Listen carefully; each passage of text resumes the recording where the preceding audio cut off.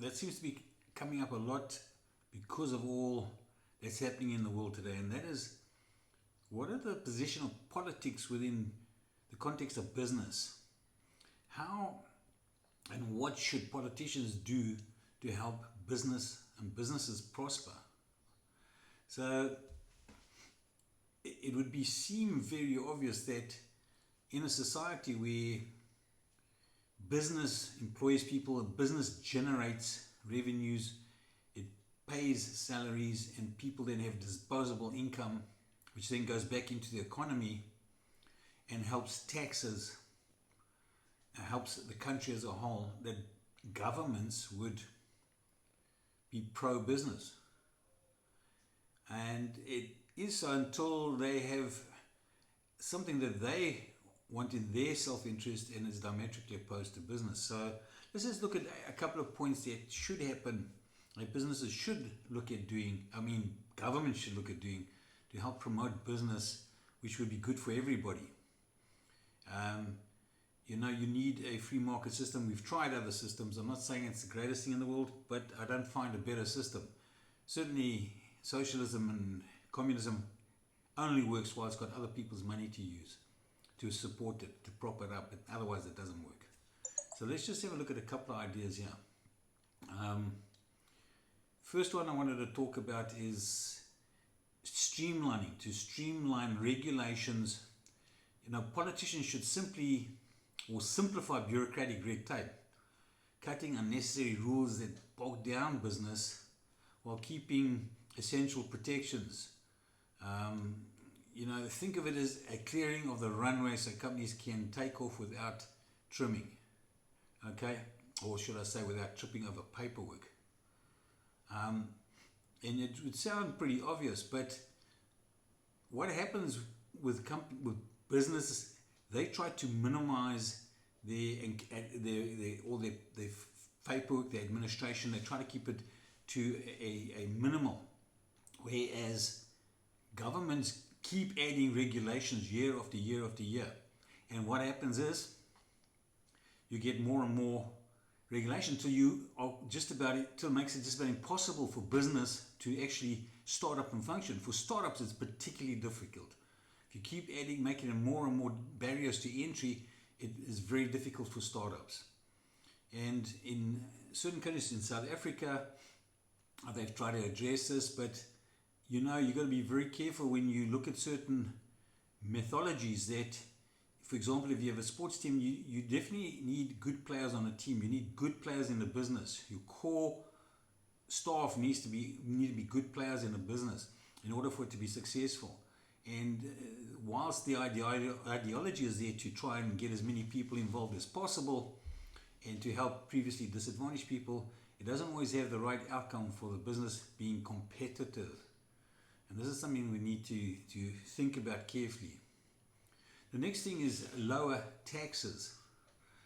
It's crazy because strategically it needs to be done in a way that offers, you need to offer targeted tax cuts or incentives, especially for small businesses and startups, to free up cash flow, like giving entrepreneurs a financial boost shot to grow and hire and innovate. But think about it, what happens is small business startups have the highest tax. They have the highest interest rates at banks. They're not getting helped really at all.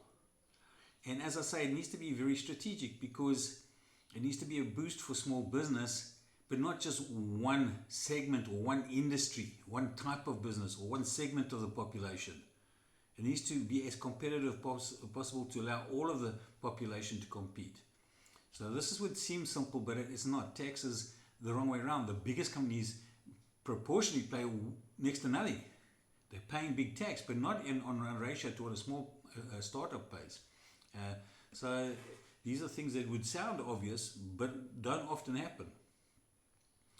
The next thing is invest in infrastructure. So push for modern roads, bridges, high-speed internet, create solid backbone that lets as businesses ship goods, connect with customers and compete globally, because a crumbling foundation sinks everyone. And again, I'm talking about this because Africa wants to become competitive, South Africa, and we want South Africa to be successful. And the problem is with government not applying the revenues they receive correctly. And we all know, or throughout the world, not just Africa, there's a lot of corruption. Politicians have benefited hugely at the cost of society. And whilst this seems obvious, you need roads and infrastructure.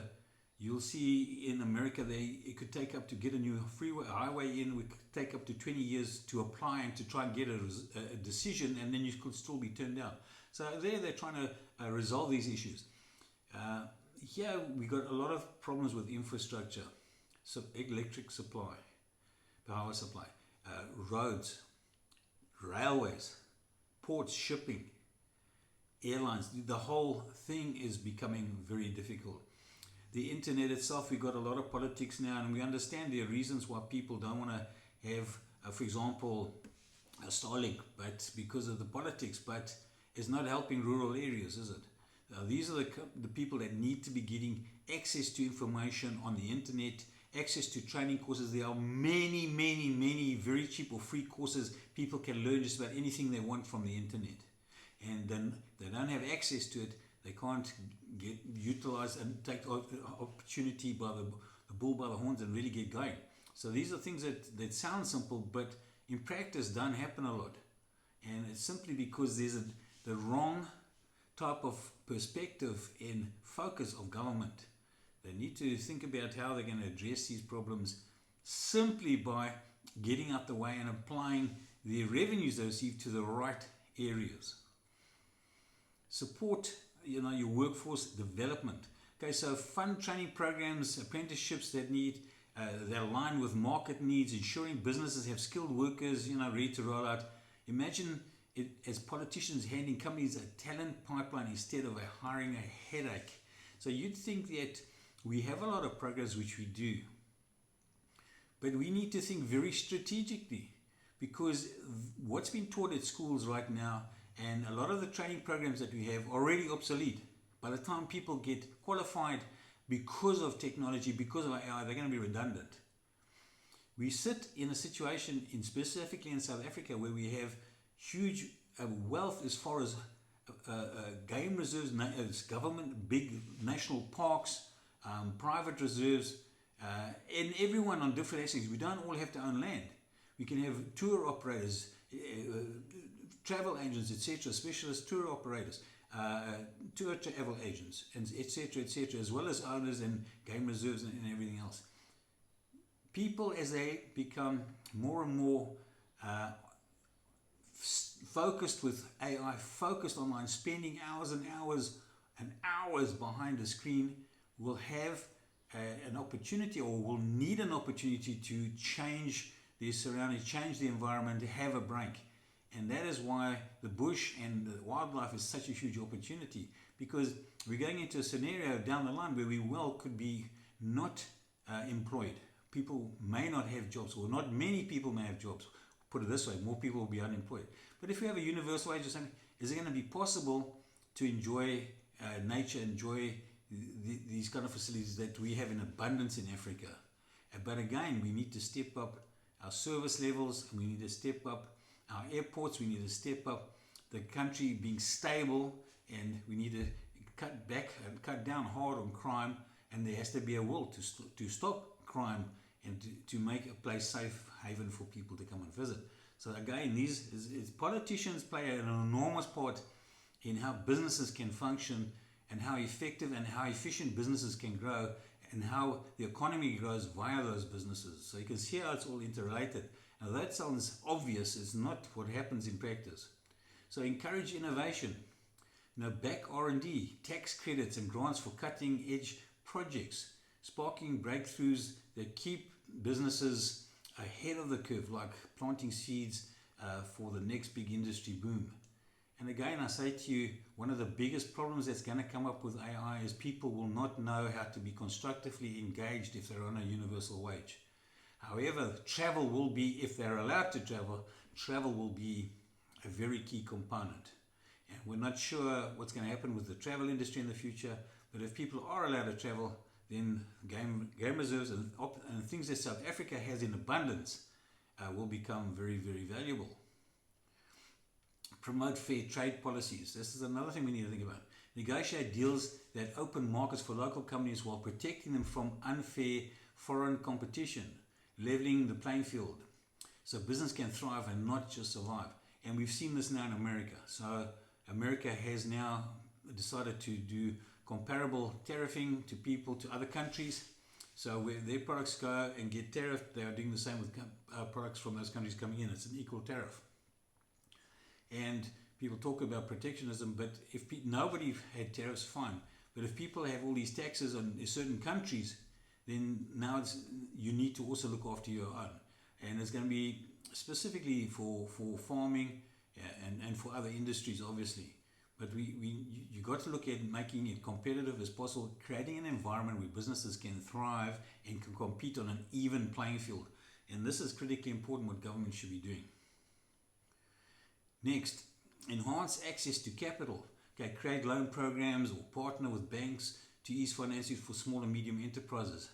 You need to think of it as giving businesses the fuel they need to accelerate without stalling and dropping out or bombing out. You can't have these massive interest rates and hikes for small business. But small business needs to be given a specific type of momentum. But now, you don't need to be given handouts, but you do need to have very competitive rates for small business.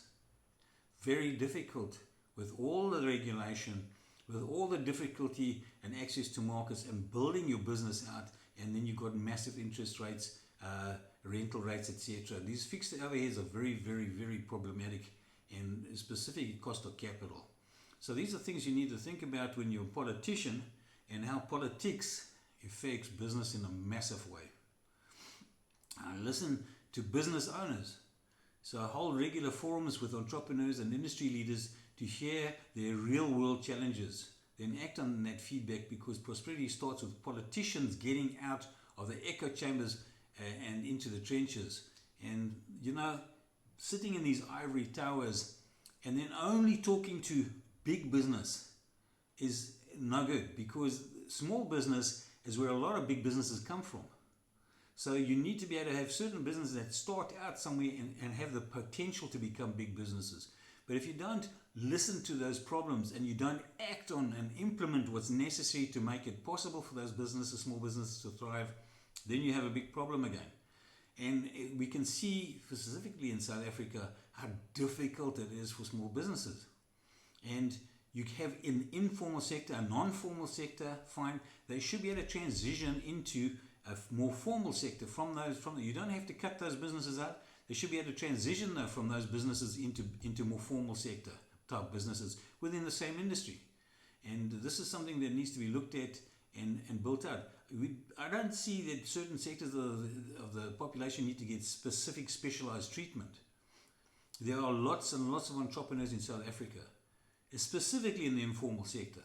And if they are taken and government takes note of these industries and says, well, look, if somebody has a cart and a donkey and is doing wood collecting, what is it going to take for them to get to be having a transport, a proper truck or buggy where they can transport the cut wood to market? Or how can they start to build a business?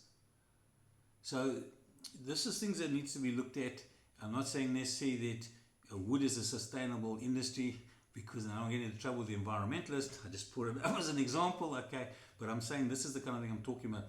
The same as recycling businesses, collecting of plastics and tin cans, etc., and bring them to centers and those getting collected out. But how do the individuals also then have the potential path to increasing their earnings then into a small business and building that into a business, a proper business?